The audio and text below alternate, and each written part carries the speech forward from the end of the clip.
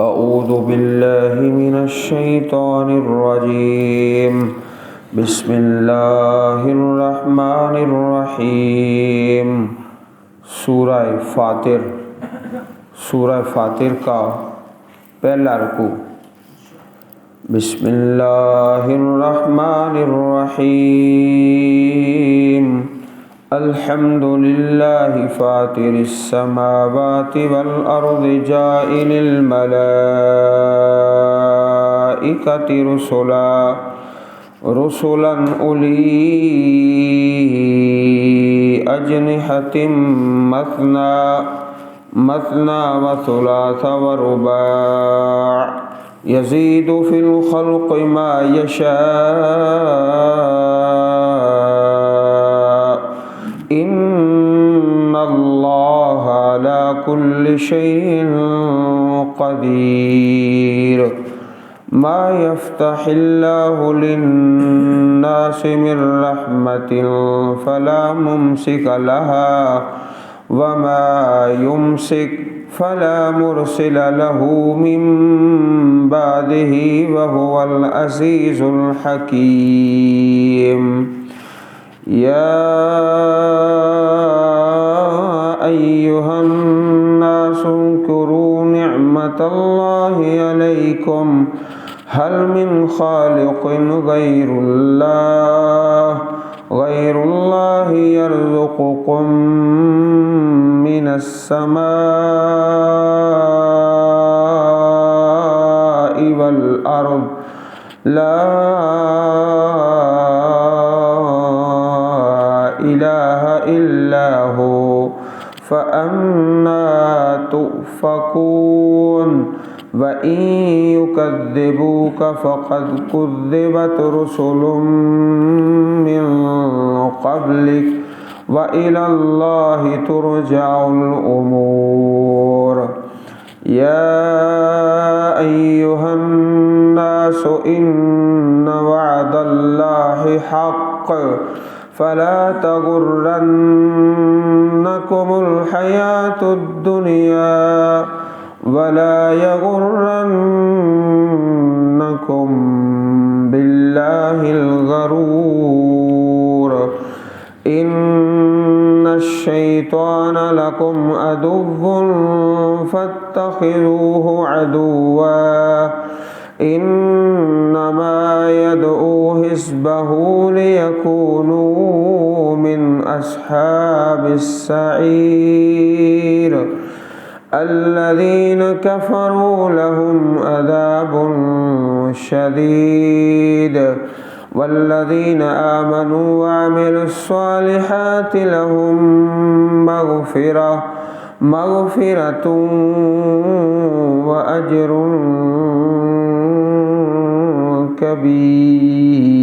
كبير۔ سورہ فاطر کا معنی پیدا کرنے والا۔ اس سورہ مبارک کی کل 45 آیات کریمات ہیں اور 5 رکوع ہیں، اور یہ مکی صورت ہے۔ مکی صورتوں کے متعلق معلوم ہے کہ ان کا مرکزی عنوان توحید باری تعالیٰ، اللہ تعالیٰ کی توحید، آخرت، رسالت اور قیامت، ان تمام صورتوں میں یہی موضوع چلتے ہیں۔ تو اس سورہ مبارک میں بھی اللہ پاک کی توحید کا ہی عنوان ہے۔ سب سے پہلے ایک دعویٰ ہے الحمدللہ، سب تعریف اللہ کے لیے۔ اس سے پہلے سورہ سبا، وہ بھی اسی لفظ سے شروع ہوئی، اور اس سے قبل الحمدللہ سورۃ الفاتحہ، سورۃ الانعام اور سورۃ الکہف، 3 صورتیں، اور یہ 2 صورتیں اکٹھی ہیں، اور پہلی جو 3 ہیں وہ 7-8 پاروں کے فاصلے سے، بڑے مناسب فاصلے سے پھر ایک سورت شروع ہو جاتی ہے الحمدللہ۔ یہ ایک دعویٰ ہے کہ سب تعریف اللہ کے لیے۔ کیوں بھائی؟ اس سے آگے اس کے دلائل ہیں۔ فاطر السماوات والارض، پیدا کرنے والا آسمان کو اور زمین کو، آسمانوں کو اور زمینوں کو پیدا کرنے والا۔ آسمان اور زمین سے مراد ہے ساری کائنات۔ جب پیدا کرنے والا وہ ہے تو عبادت کا حقدار کوئی دوسرا کیسے ہو سکتا ہے؟ یہی بات آئندہ آیات کریمات میں آئے گی۔ پھر اللہ تعالیٰ نے پیدا فرما کے کسی کو مہمل نہیں چھوڑا، بلکہ ہر ضرورت مہیا فرمائی اور اس کی رہنمائی کی۔ یہ تو پہلی دلیل ہے کہ توحید عبادت صرف اللہ وحدہ لا شریک کے لیے، اس لیے کہ آسمانوں اور زمین کا پیدا کرنے والا ہے۔ اس سے آگے دوسری دلیل شروع ہو جاتی ہے، جاعل الملائکۃ رسلا اولی اجنحۃ مثنی وثلاث ورباع، بنانے والا فرشتوں کو، رسولن جمع ہے، رسول واحد ہے۔ اللہ تعالیٰ بنانے والا ہے فرشتوں کو رسولا، قاصد۔ اللہ تعالیٰ کے فرشتے قاصد بن کے آتے ہیں، تو یہاں رسولن سے مراد اللہ تعالیٰ کے فرشتے جو قاصد بن کے اللہ تعالیٰ کے احکامات کو نافذ کرتے ہیں۔ پھر آگے ان کی قسمیں بنائیں، اولی اجنحہ، پروں والے۔ اجنحہ یہ بھی جمع کا لفظ ہے اور اس کی واحد ہے جناح، جس طرح کہا جاتا ہے محمد علی جناح، جناح کا معنی ہوتا ہے پر۔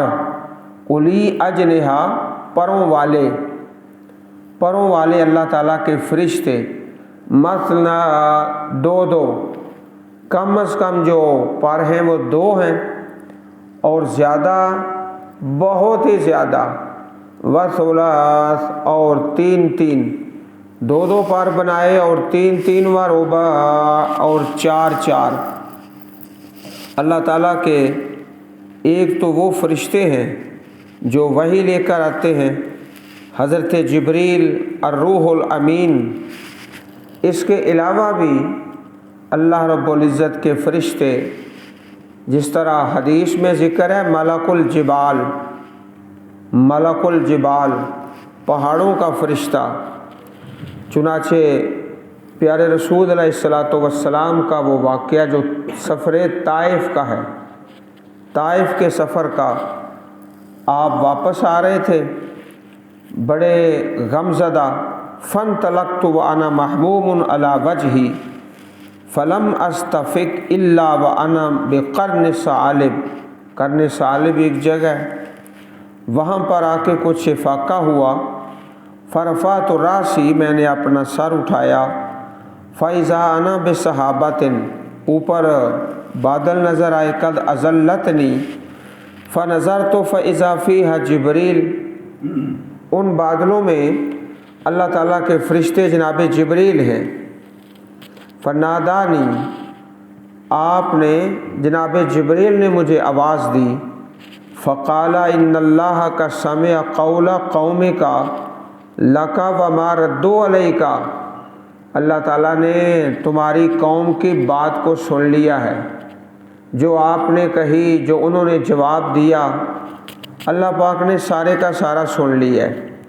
وقد بعث اللہ الیک ملک الجبال، اللہ تعالیٰ نے پہاڑوں کا فرشتہ بھیج دیا ہے، لتأمرہ بما شئت فیہم، آپ جو چاہیں ان کے بارے میں حکم دے دیں، جو چاہیں ان کے بارے میں حکم دے دیں۔ فنادانی ملک الجبال فسلم علیہ، آپ فرماتے ہیں پھر پہاڑوں کا فرشتہ وہ مجھ سے مخاطب ہوتا ہے اور سلام کہتا ہے، اور کہتا ہے کہ اللہ پاک نے تمہاری دعوت کو اور لوگوں کے جواب کو سن لیا ہے، اور میں پہاڑوں کا فرشتہ ہوں، اللہ نے مجھے بھیجا ہے آپ جو چاہیں ان کے بارے میں حکم دے دیں۔ ان شئت ان اطبق علیہم الاخشبین، اگر آپ چاہیں حکم کریں تو میں 2 پہاڑوں کے درمیان ان کو پیس دوں، 2 پہاڑوں کے درمیان ان کو پیس دوں۔ تو فرمایا نبی رحمت صلی اللہ علیہ وسلم نے، بل ارجو ان یخرج اللہ من اصلابہم من یعبد اللہ وحدہ لا یشرک بہ شیئا، بلکہ میں امید کرتا ہوں کہ اللہ تعالیٰ ان کی اولادوں سے ایسے لوگوں کو پیدا فرمائے گا جو صرف ایک اللہ کی عبادت کریں گے، لا یشرکوا بہ شیئا، اللہ تعالیٰ کے ساتھ کسی کو شریک نہیں کریں گے۔ صحیح البخاری حدیث نمبر 3231، صحیح مسلم حدیث نمبر 1795۔ اللہ تعالیٰ کے فرشتے مختلف ذمہ داریاں اللہ کے حکم سے پوری کرتے ہیں۔ حضرت اسماعیل علیہ السلام کی والدہ، حضرت موسیٰ علیہ السلام کی والدہ حضرت مریم سلام اللہ علیہن، ان کے پاس بھی اللہ کے فرشتے آئے، حالانکہ ان کے پاس نبوت اور رسالت کا درجہ نہیں تھا، لیکن اللہ کے فرشتے اللہ تعالیٰ کا پیغام لے کر آتے، اور اس کے آگے فرمایا کہ پر 2 2 3 3 4 4۔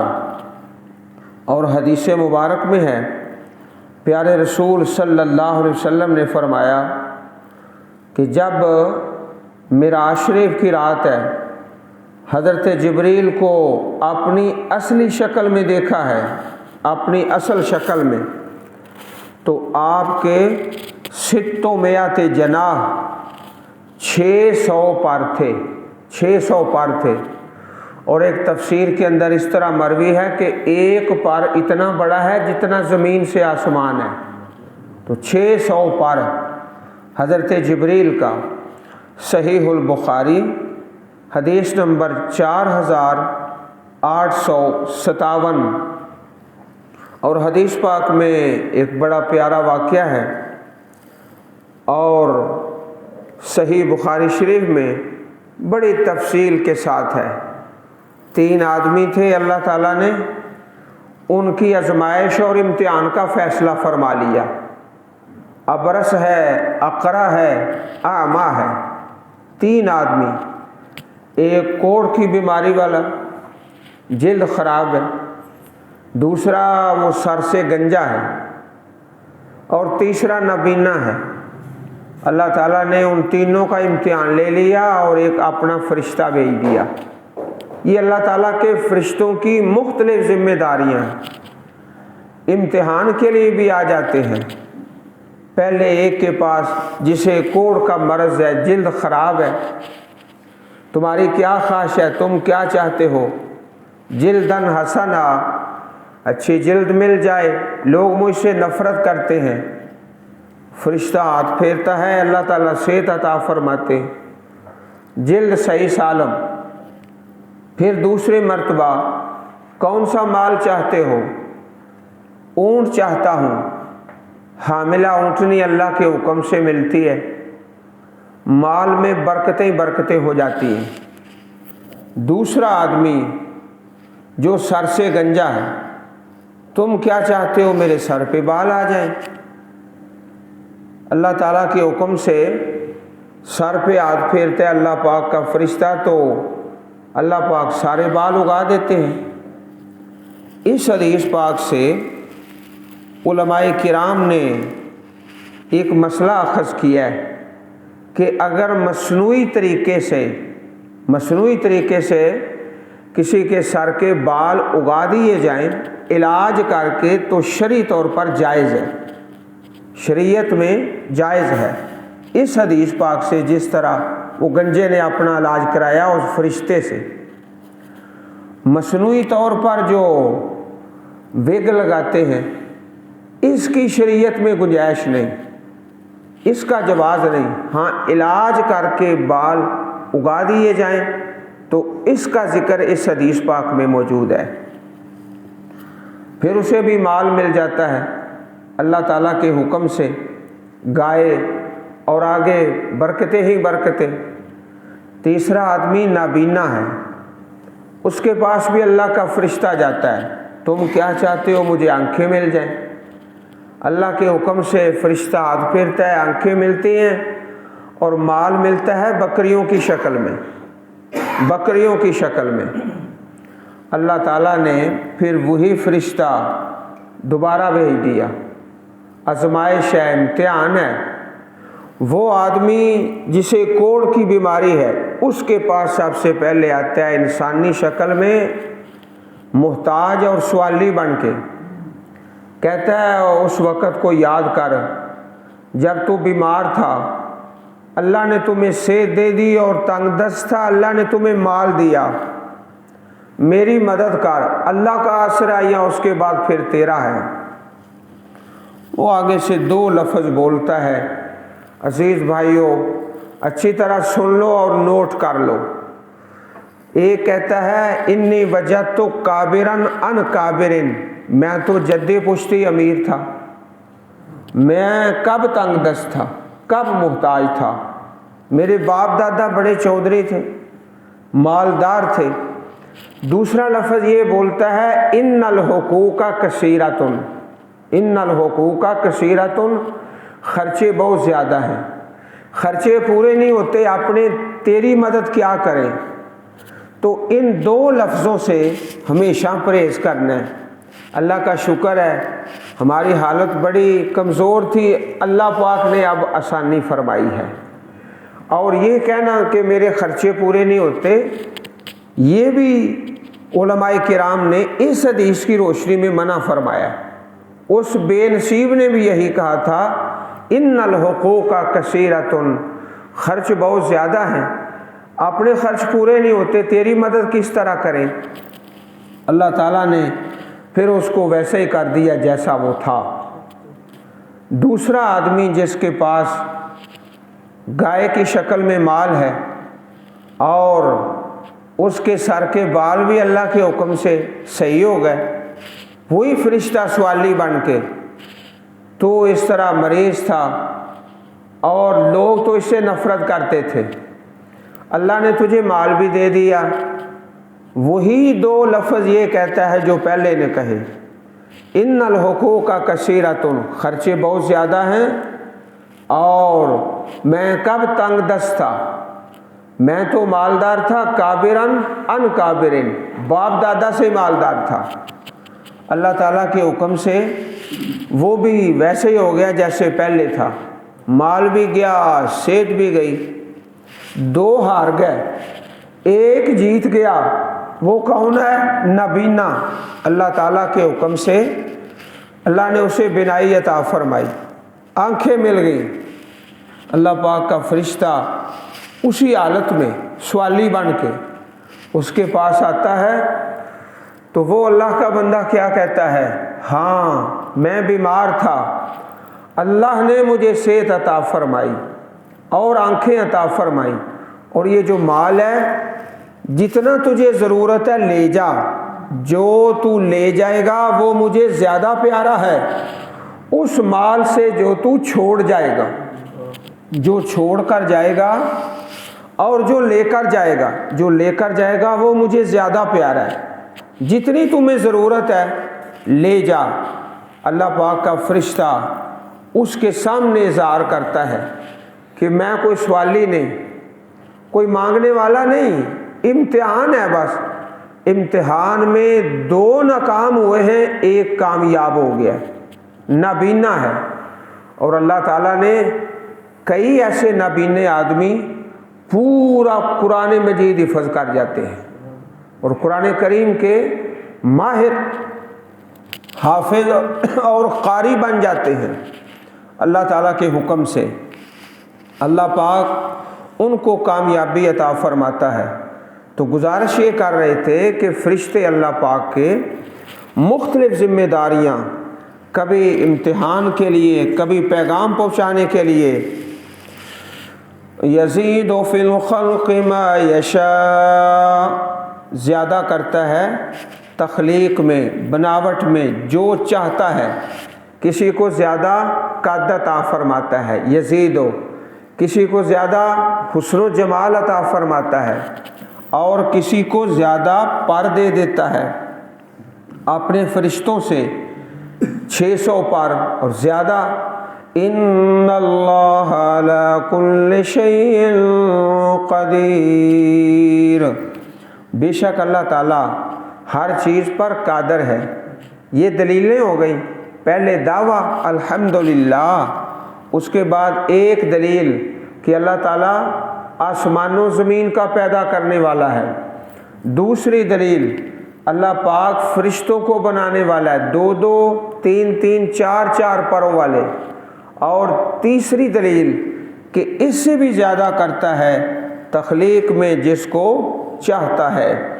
ما یفتح اللہ للناس من رحمت فلا ممسک لها، جو اللہ تعالیٰ کھولتا ہے لوگوں کے لیے رحمت، فلا ممسکا، نہیں کوئی بند کرنے والا لہا، اس رحمت کو، اللہ تعالیٰ کی رحمت کو کوئی بند نہیں کر سکتا۔ وما یمسک، اور جس کو روک دے، بند کر دے، فلا مرسل لہ، تو نہیں کوئی کھولنے والا اس کو، من بعدہ وہو العزیز الحکیم، اللہ کے بعد کوئی اسے کھول نہیں سکتا، اور وہ سب پر غالب ہے، کمال حکمت والا ہے، کمال حکمت والا ہے۔ حدیث پاک میں آتا ہے، حضرت مغیرہ بن شعبہ رضی اللہ تعالیٰ عنہ سے حدیث مروی ہے، پیارے رسول صلی اللہ علیہ وسلم ہر نماز کے بعد یہ دعا پڑھتے، لا الہ الا اللہ وحدہ لا شریک لہ، لہ الملک ولہ الحمد وہو علی کل شیء قدیر، اللہم لا مانع لما اعطیت ولا معطی لما منعت ولا ينفع ذا الجد منک الجد، اللہ کے سوا کوئی معبود نہیں، وہ اکیلا ہے، اس کا کوئی شریک نہیں، اسی کی بادشاہت ہے اور اسی کے لیے سب تعریف ہے، اور وہ ہر چیز پر کامل قدرت رکھتا ہے۔ اے اللہ، جو تو دے اسے کوئی روکنے والا نہیں، اور جو تو روک دے اسے دینے والا کوئی نہیں، اور تیرے مقابلے میں کسی شان والے کو اس کی شان کوئی کام نہیں دیتی، کوئی شان والے کو اس کی شان کوئی کام نہیں دیتی سوائے اس کے جس کے پاس ایمان ہے اور عمل صالح ہے۔